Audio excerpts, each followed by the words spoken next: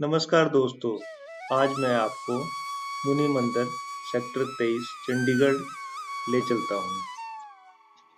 भारत भूमि वैसे तो आदि युग से संत महात्माओं की जन्मस्थली है और समय समय पर यहाँ भगवान तथा संत महात्माओं के अवतार होते आए हैं। ऐसे ही अवतारों में एक सिद्ध पुरुष श्री सतगुरुदेव श्री श्री 108 श्री मुनि गौरवानंद जी महाराज हुए, जिन्होंने अपने कठिन साधनाओं के द्वारा लोक कल्याण के लिए ही अपना सर्वस्व जीवन लगा दिया।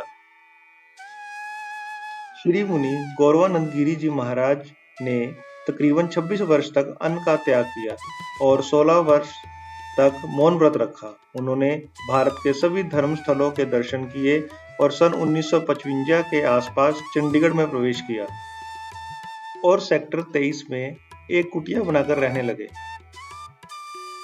यहाँ उनकी इच्छा हुई कि यहाँ ऐसा कोई स्थान बनाया जाए जहाँ लोग पूजा पाठ कर सकें और साधु संत महात्माओं तथा गरीब लोगों की सेवा कर सके।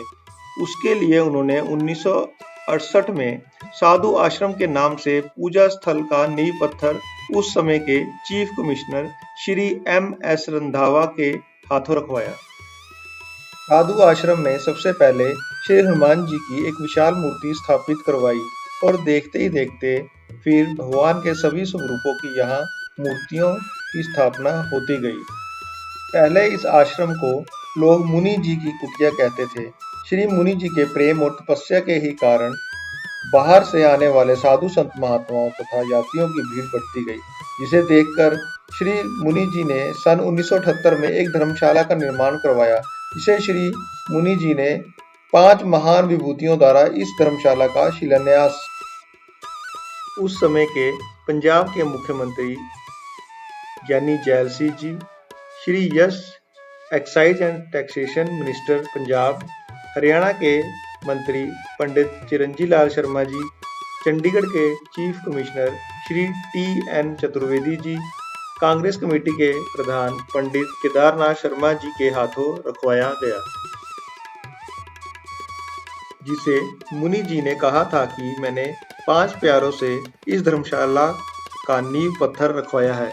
इस धर्मशाला के बन जाने पर यहाँ श्री मुनि जी ने सभी साधु संत महात्माओं तथा आने वाले यात्रियों को मुफ्त रहने तथा भोजन की व्यवस्था प्रदान की। यहाँ तक कि इस आश्रम में रोगियों के लिए एक होम्योपैथिक फ्री डिस्पेंसरी की भी स्थापना की है, जहाँ लोग दवाइयाँ लेकर निःशुल्क इलाज करवाते हैं। श्री मुनि जी महाराज अपने तप के बल पर लोगों के तरह तरह के कष्ट निवारण करते थे।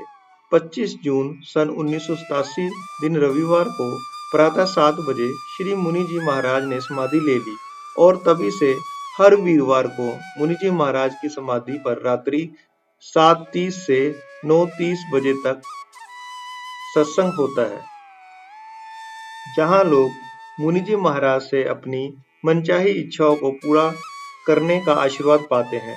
वैसे तो यहाँ मंगलवार को श्री हनुमान जी की दिव्य दक्षिणामुखी मूर्ति होने के कारण एक तरह का मेला ही लगता है, जिसमें लोग दूर दूर से आकर माथा टेकते हैं और अपनी मनोकामनाओं की पूर्ति के लिए प्रार्थना करते हैं और उनकी मनोकामना भी पूरी होती है। अब इस सारी व्यवस्था की देखरेख श्री मुनि जी के द्वारा मनोनीत सभा करती है, जिसके प्रधान श्री दिलीप चंद गुप्ता तथा महासचिव श्री S.R. कश्यप जी हैं। आज भी सभा श्री मुनि जी के द्वारा बताए गए मार्ग पर चलकर सभी साधु संत महात्माओं तथा यात्रियों को ठहरने का उचित तथा निःशुल्क प्रबंध करती है।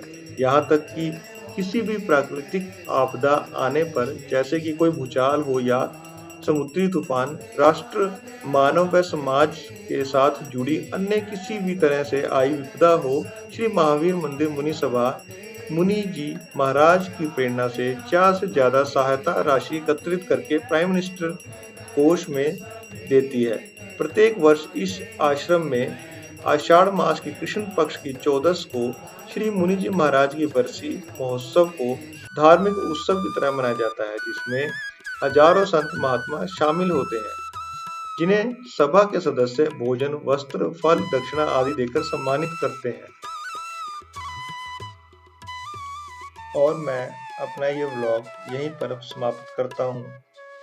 श्री महावीर मंदिर मुनि सभा साधु आश्रम को मैं धन्यवाद देना चाहता हूँ। इनके सहयोग के बिना मैं ये जानकारी आप लोगों तक नहीं पहुँचा पाता।